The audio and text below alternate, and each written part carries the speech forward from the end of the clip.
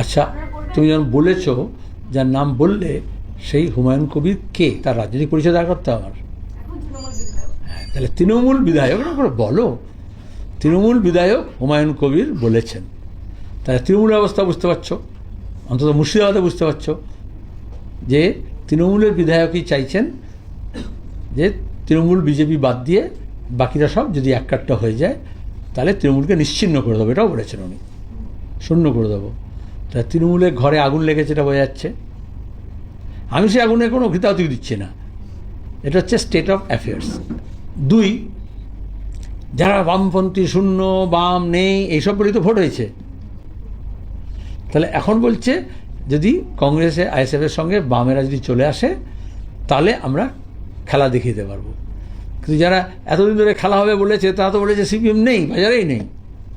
তাই এটা একটা পক্ষান্তরে স্বীকৃতি যে বিকল্প হিসেবে এই সব আমরা যা বলি বিজেপির তৃণমূল বিরোধী, যদি মানুষ সংঘবদ্ধ হয়, সমঝোতা হয়, জোট হয়, তাহলে তৃণমূলকে এই বাংলা থেকে দূর করা যাবে। উনি যদি মুর্শিদাবাদ বলে থাকেন, আমি রাজ্যের কথা বলবো, যে রাজ্যেই দূর করা যায়। আরো বলেছেন তিনি ডিসেম্বরে নতুন দল ঘোষণা করবেন এবং এই জোটের কথাও তিনি বলেছেন, সে বিষয়ে কি আপনাদের সঙ্গে কোনো কথা ওনার হয়েছে? আচ্ছা, তুমি দেখো, যে শিশু জন্মায়নি তুমি কেন তার অন্নপ্রাশনের মেনু ঠিক করছো?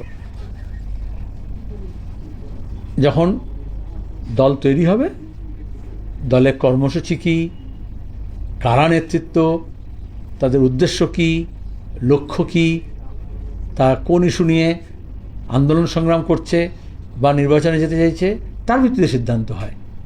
এ তো মমতার দল নয় যে লোক দেখে হয়ে যাবে সিদ্ধান্ত। বিভাজনকে রুখতে বিজেপি, তৃণমূল বা শর্টে বললে আরএসএস অ্যাফিলিয়েটেড